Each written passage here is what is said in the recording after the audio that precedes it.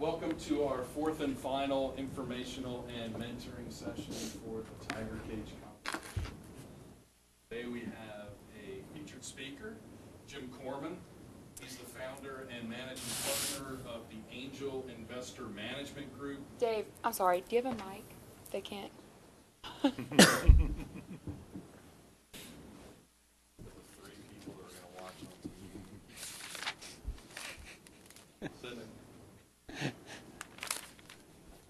All right. So our featured speaker today is Jim Corman, who's the founder and managing partner of the Angel Investor Management Group. He's also a lot more than that. He's a serial entrepreneur. He's been a corporate executive. He's also probably the highest rated instructor in the College of Business. Students grade instructors on a scale of 0 to 6, and most people be, 5, 5.5. This guy, 6 right down the board, which almost nobody does. And so I think you're in for a real treat tonight. He's going to talk about financing a startup, and then we have two panelists, James Massa and Jim Marsh. We'll ask them to come down after Jim's done, and I'll introduce them at that time. All right. Thanks, Dave. All right, well, what I want to do is address my comments specifically in terms of where you are right now. And we're not going to talk about financing later stage companies. We're just going to talk exclusively today about trying to finance the very earliest stage, or what in the finance world we refer to as a seed level financing. I think the first question that I want to answer, and then that most people ask, is that they say, okay, I'm going to need a certain amount of money. There are really only two ways that you can get that money, legally, I guess, around here. You can go and borrow it in the form of debt, or you can go and sell some portion of your company, sell ownership in terms of raising equity. At this stage, there's not a creditor or a debtor that's going to be willing to even give you the time of day. So let's understand very clearly what you're talking about. In order to finance your endeavors, 99% of all the companies that are at the stage of where yours are, which is just birthing them and getting them started, that very earliest stage, you're going to talk about equity. You're going to get somebody to write you a check, and you're going to give them a percentage ownership in your endeavor for them doing it. Okay? Just to give you some idea about what we're talking about, in the finance world, the very earliest stage, which is where you are, we refer to that as seed level funding. I'll describe what that looks like, but it's going to be where you are right now. But at some point, if you're successful, you're going to graduate and you're going to move to the next level of development and need another level of funding that's referred to as Series A. I'm not going to talk much about that today, other than just to let you know that it's out there, and understand you're probably facing, I'm a serial entrepreneur. I have gone out and raised 21 rounds of private equity funding. So I had to do it just about every year when I was an entrepreneur, and if you are a successful entrepreneur, you're going to end up doing the same. So seed level, what we're talking about, the assumption is that at the beginning of this process, you do not have a vetted business plan. You do not have a complete management team. It may be just you, or maybe you and a partner. Okay?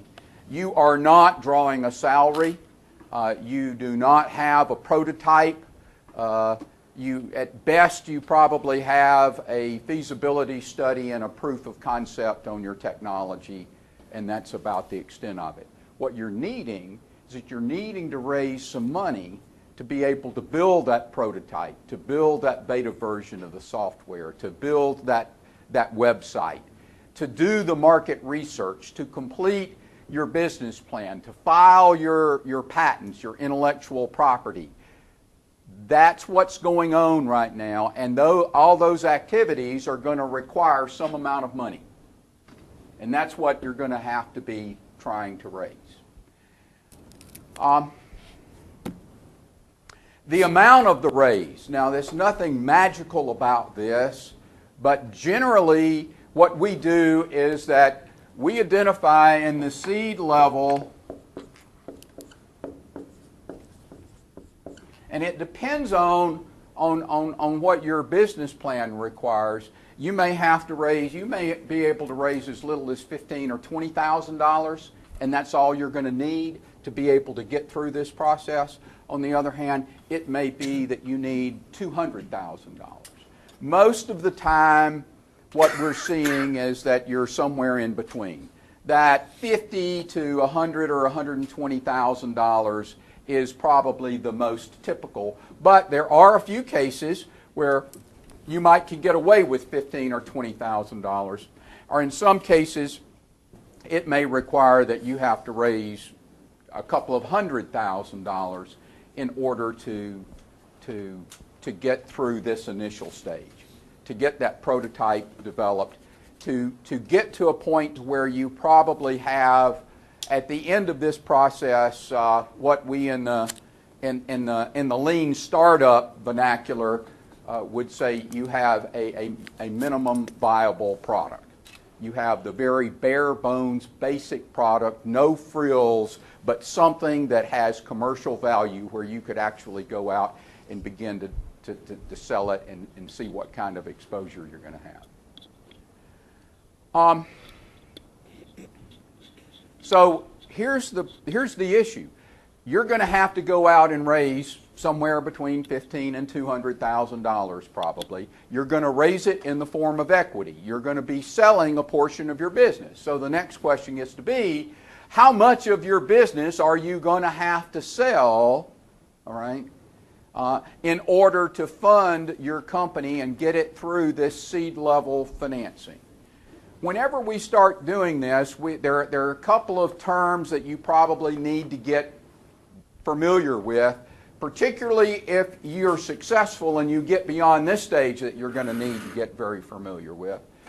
And that's number one, we talk about an animal called the pre-money valuation. It's the valuation of your company before the money is invested into your company. So what's the value of your company right now before somebody puts money into it? That's what we're talking about. And what you do is that you come over here and you take the pre-money valuation that you put on your company, you add the amount of the raise, and so that tells you what your company is worth after the investment is put in. And to get the ownership percentage, all you do is take the raise divided by the post-money valuation. Okay? I will tell you, and we've got maybe 5 or 6 minutes left of my 15, so that what I will tell you is I'll just give you the end result. I won't tell you how you get there. I'll just trust me, this is where it's going to be. If you can walk out of here and you can convince somebody that your company right now, all right, with no revenues, no vetted business plan, you can walk out of here and convince somebody that this thing is worth more than $1 million, you need to write a book. And you need to start selling it. I would tell you right now that the maximum value, pre-money valuation that you're going to have for your company at this point is going to be $1 million. Now, on the other hand, now this gets to be kind of cool. I'm telling you that if you've got a decent idea that ultimately somebody is going to be crazy enough to fund, I will tell you that in all likelihood, it's going to command a value of at least $500,000. So what I'm telling you right now in the marketplace is going to tell you that if you've got a good idea, even though it's not completely vetted, yes, you don't have customers, but you've got a really good idea, they're going to give you credit for anywhere from $500,000 up to $1 million. Okay? So let's just say that, so we have the valuation range is going to be from 500,000 up to $1 million. Somewhere in between. If it's less than that, then it's so unattractive people probably won't give you the money. If it's more than that, they're probably going to tell you that you're smoking something and it ain't legal, except maybe in Colorado. Okay?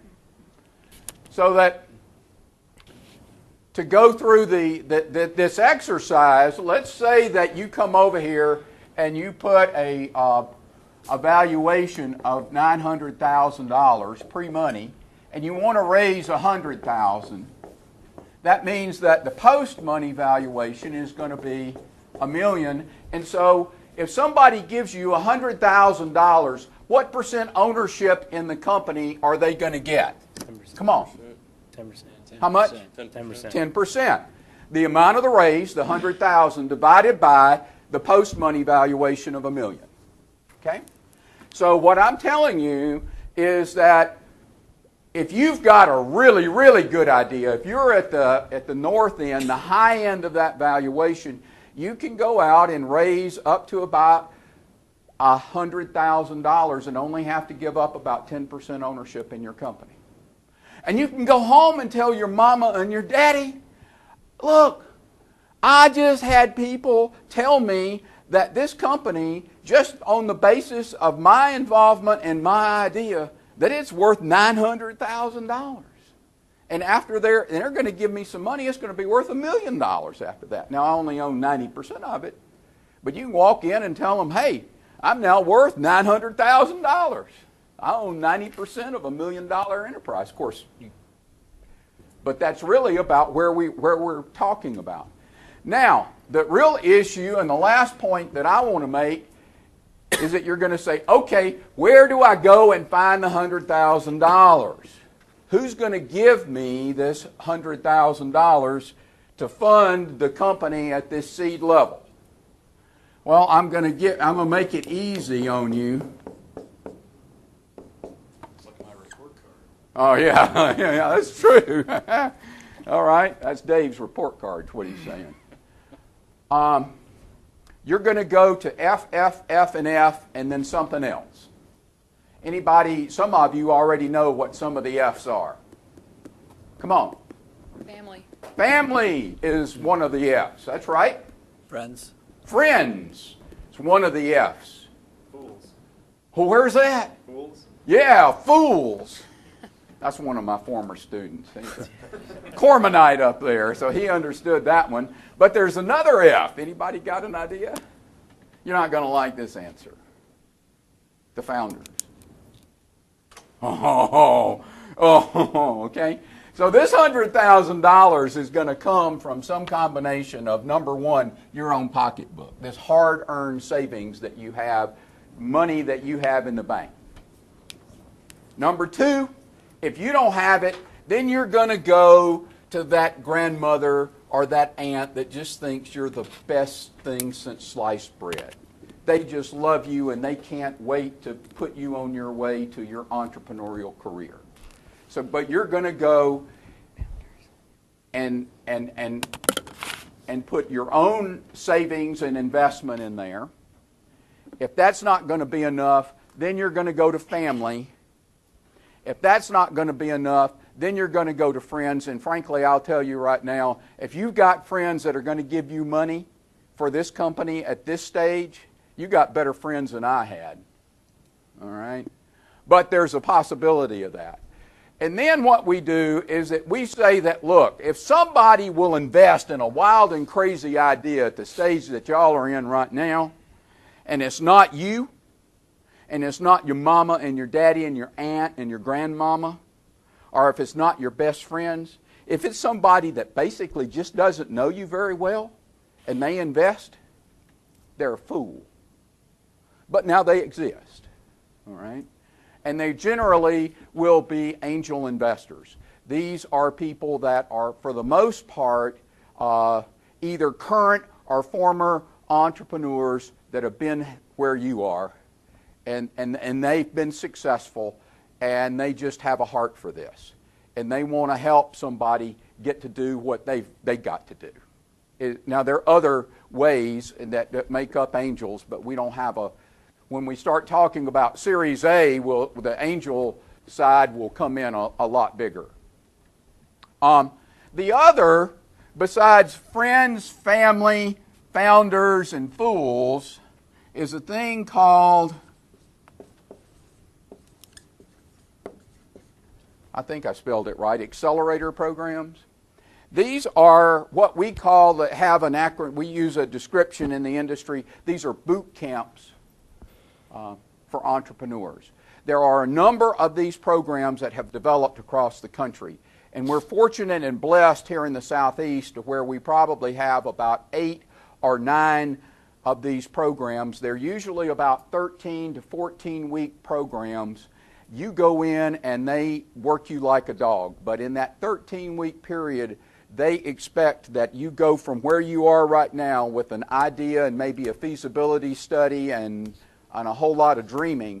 They will actually get you to a point to where you have a completely vetted business plan and where you have a minimal viable product ready to introduce into the marketplace, and they have given you a pitch to where you can now go out and start to raise your Series A. And they can do that in a 13-week period of time. But they know that in order to get through this seed level process that we're talking about, that you're going to need some money. And these programs, I just saw an announcement that Flashpoint, which in my opinion is the best accelerator in the Southeast, it's located in Nashville, they just announced that they are providing funding to up to $100,000 to $120,000 to every company that enters their program now. They moved from $15,000 or $20,000 all the way up to $100,000. And there are a number of other programs nationwide that'll do $100,000. There are a number of others that are at $15,000 or $20,000.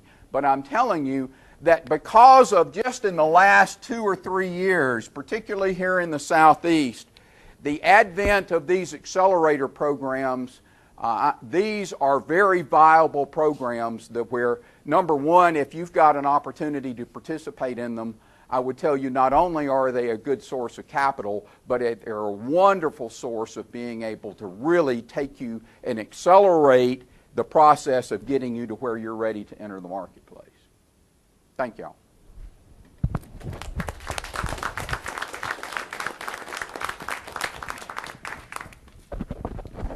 All right. Thank you, Jim.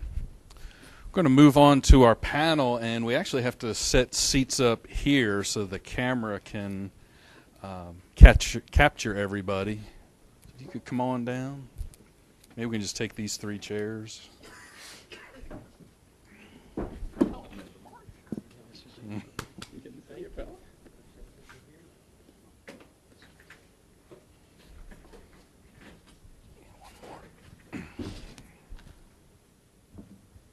If you don't mind sitting in a hot seat too.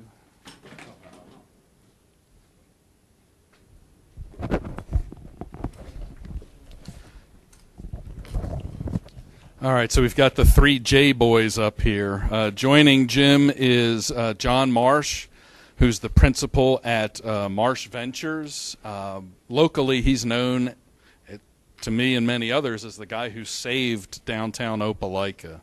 Downtown Opelika was in very sad shape, and this is the guy who basically renovated the downtown and made it into an incredibly vibrant place, with help from his friends and supporters, of course, but he's the tip of the spear for sure. And then James Massa, he's the CEO of Sustainable Essentials Enterprises, and he's doing some really fascinating things in the farming space, which we're real excited about. What I'd like to do is ask Jim and James if there's anything that you guys would like to say briefly about our topic of financing a startup, and then we'll open it up to questions. Well, thank you, and I enjoy getting to hear you, Mr. Corman. I'd love to get a chance to, if I could stop running business, I'd love to go through your class. So it's great. We kind of we have a different way that we've and I was thinking about this. I thought I've never been through the process he's doing for any of the companies we start. We run 9 different companies now, and okay. And what I've used mostly is the opportunities to find ways to get customers with a minimum viable product pretty quickly. And once customers started coming in, it kind of funded what I've done. I've used credit cards before, which is not an exciting way to do it, but I've done that. Crowdfunding and like Kickstarter and Indiegogo is growing. And then to think about also now the legislation we have here in Alabama, SB 44, is a way that each of you could raise money within our state from people in the state. As long as your business is in the state and you're raising the money there, you could raise $5,000 per person all the way up to $1 million. So there's some new things you can do, but the success that I've seen most of the people we're involved with, and we're doing a thing in Opelika, if you know the overall company, that's one of my projects I built, and up in the top we've got a little thing called Fiber, and it's CrossFit for entrepreneurs. We're starting to teach guys how to build things and make things, and for us, we have primarily done that by finding customers, finding something we can do that they would join in with us and begin to spend their money and vote with their dollars, and able to raise it up. So there's a lot of different ways to get there, and I think if you're passionate about it, you have a lot of options.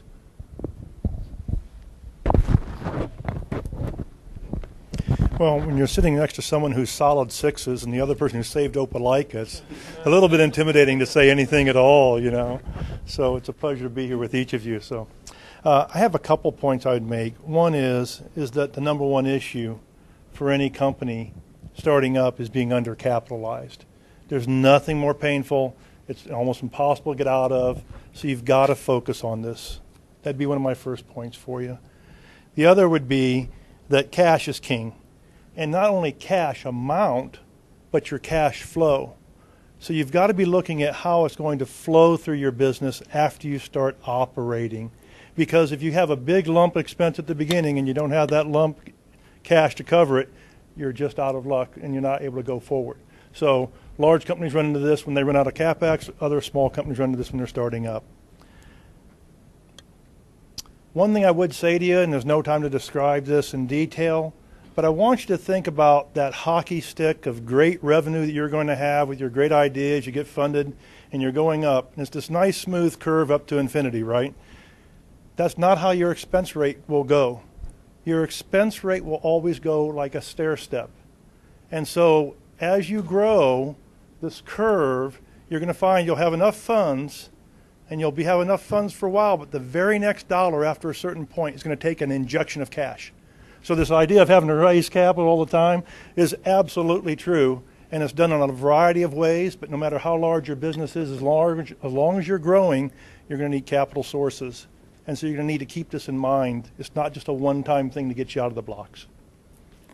And then I would say 2 other things. One is think incremental, because I love the nice rule of thumb of the 10% for a certain value, but you only have 100%, and I have worked with so many people who try to sell 102% or 120% of their company, and it just doesn't work, or they end up without any value and equity themselves. And many a founder has found themselves in that unfortunate situation, so you just got to kind of keep that in mind. Think in incremental pieces rather than round numbers. Think in something that's fractional, so that's something to keep in mind as well.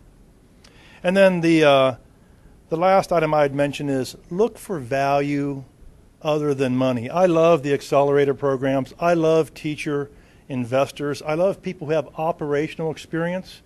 Many of your investors who have a large amount of cash available to them through a variety of means have no operational experience.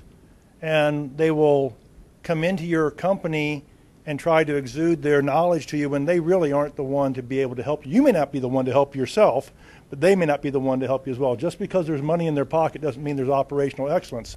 So look for things other than that. It doesn't have to be operational excellence. It can be contacts. It can be other resources that they have. It can be knowledge they have from an overall business sense. But those are some of the points I would make when you're looking at this startup stage.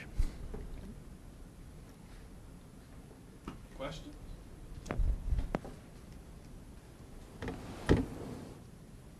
Got an all-star group up there. Pepper them with questions.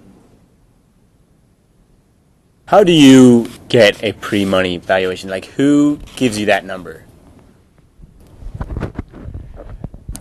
You come up with it, and then you convince an investor that it's really worth that. But it's up to you to come up to it, and essentially it's going to be based on when you have no revenues, you have no profits, you have no assets. It can't be from a more traditional means of valuation. Essentially, what's going to happen is that valuation is going to be based entirely on the expectation of future profits. So that point, and I think that I'd like to make is this, is that when you start going and look, getting money from your grandmama, all right, that your grandmother doesn't care what the valuation is. But when you start having to go to outside sources of capital, they're going to have other alternatives. We're in a group right now where we invest in companies at the Series A level. We're getting 50 applications a month, and we select one out of 50. The ones that are going to get funded, all right, are the ones that have a big upside. If you come with a small, boring company, it's not going to get funded. There's some exciting companies that have big upside that are going to suck up the funding there.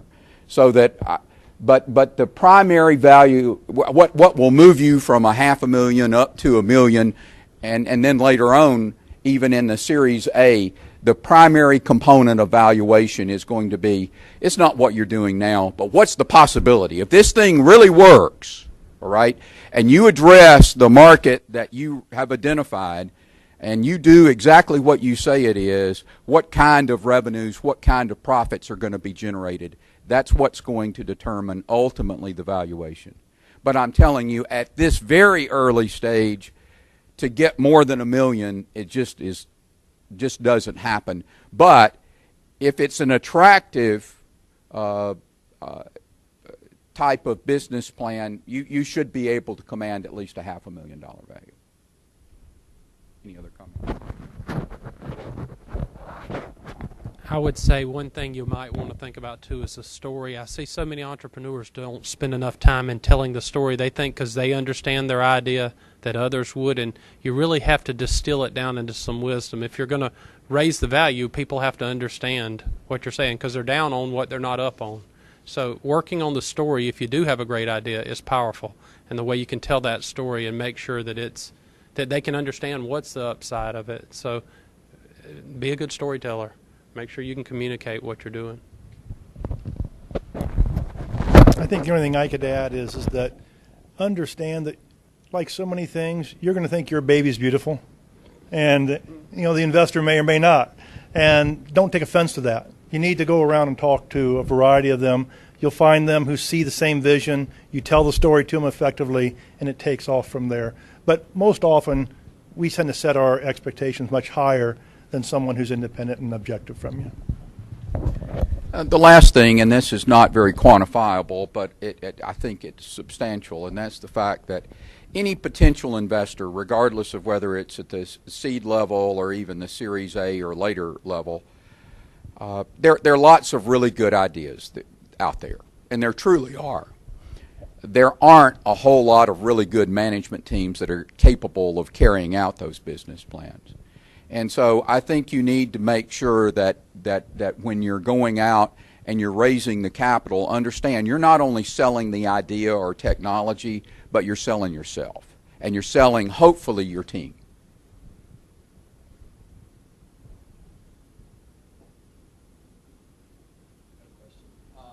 When creating a budget for your prototype or just for evaluation, how much you need to raise, do you, and if so, how much of a buffer do you keep in that budget for the unknown expenses that might come up? Good question. Most of the time, whenever you're purchasing equipment, you know the exact cost. And even if you're going to get a prototype built or something like that, you can get some pretty hard quotes that you can depend on.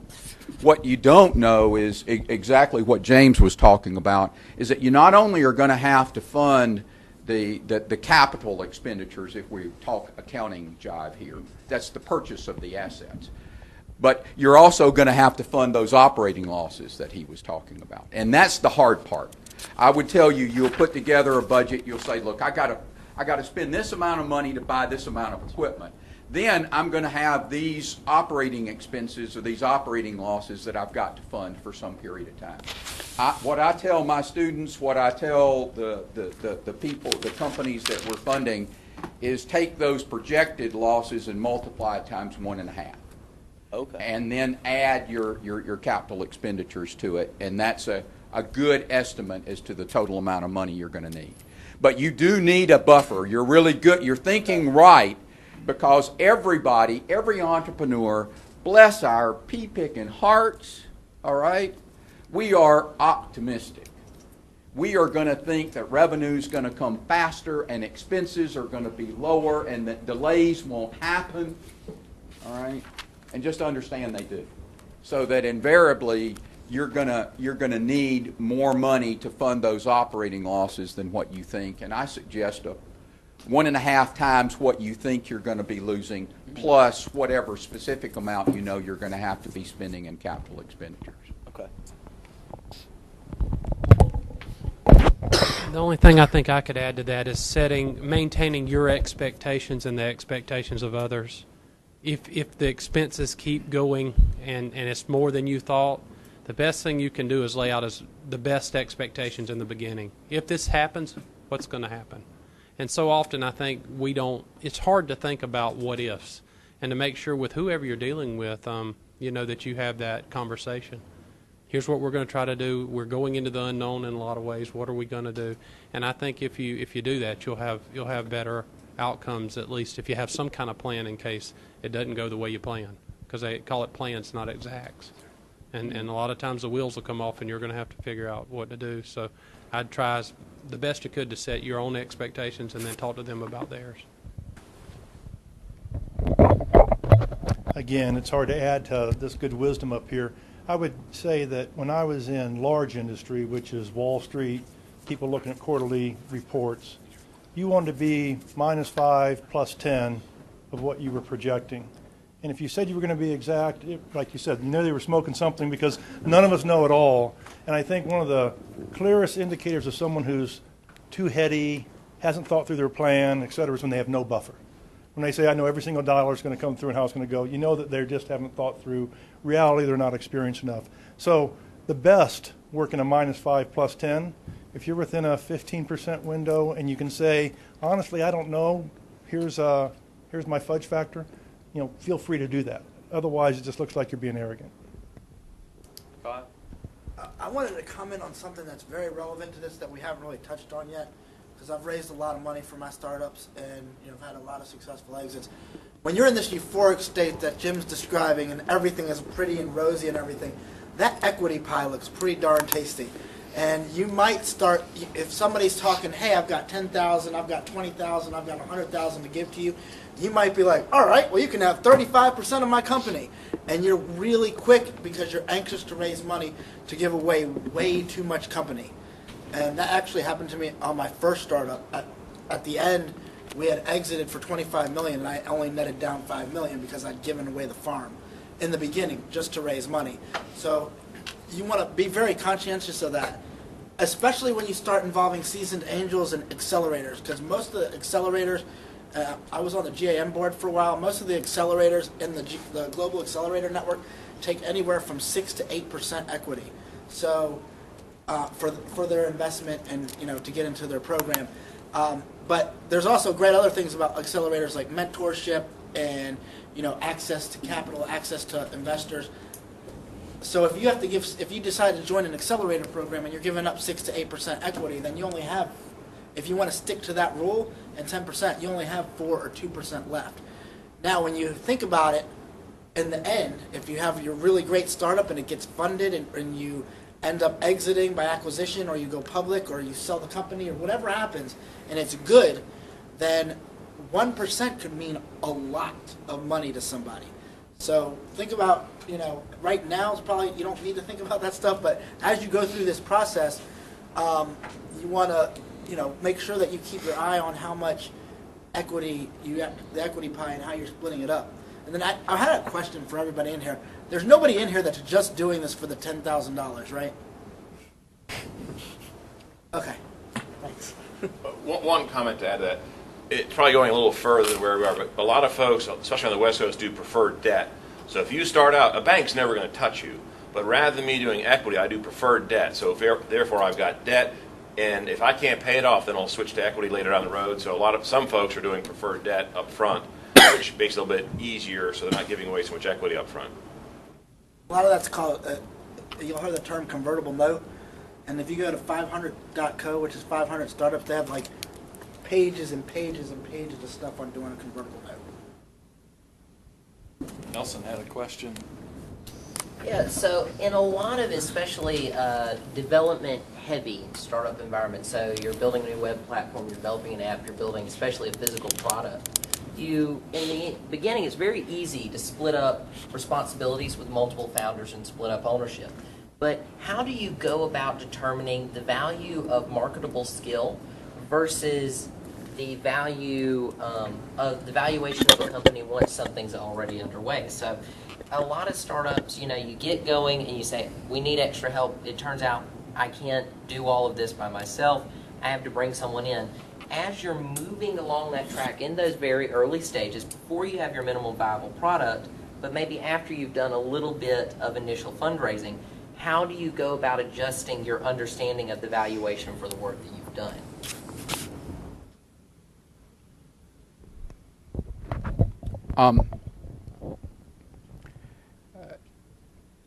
You're going to start out with yourself, maybe some other founder, and you're going to, if it's just you don't have much of an argument. You get 100% ownership.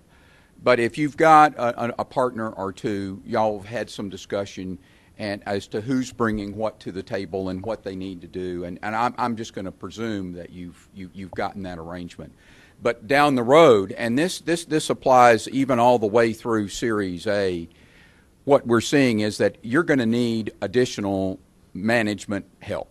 And you're going to have, in recruiting that, you're not going to have the ability to pay market or above market salaries. So what happens is that you're going to have to as part of the compensation package to recruit these additional management people, you're going to have to give them some ownership interest.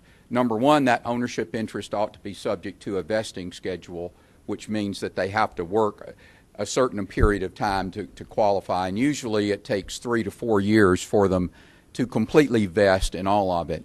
I will tell you that the norm right now is that somebody who answers to the CEO, who's not a founder, and you're bringing them in as part of the management team, they usually command somewhere between 2 and 3% ownership, subject to about a 4-year vesting schedule. I think if you start giving non-founders more than 3%, you're gonna end up diluting yourself way too much.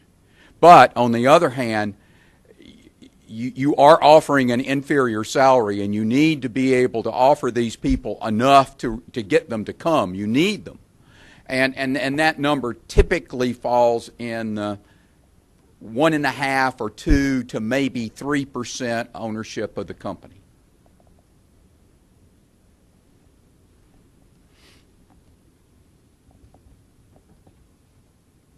I think we got time for one more question.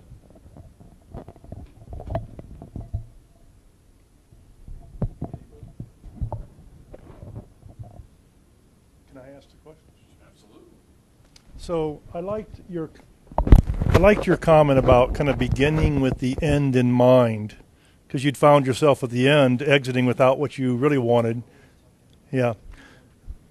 So what's a good thought for them to be thinking about for the end in mind as they start? What do they want to exit with in a reasonable multi-series investment strategy? Well, it depends on how quickly you're successful and how much money, how many of those you have to go through.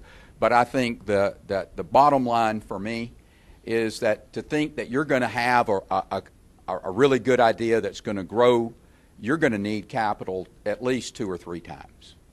And when you go through the iterations, and you're going to need to gift some stock to recruit management personnel, so there'll be this options pool. The bottom line is that you're not going to have 50% ownership, but you want to be more than 20. I would tell you that 20 would be sort of the minimum end game, and that I think it's unrealistic to think that you're going to have more than 50. It's somewhere in that range. Well, I was just going to say thank you everyone for coming. We have some sign-in sheets up here if you forgot to do that. Like that.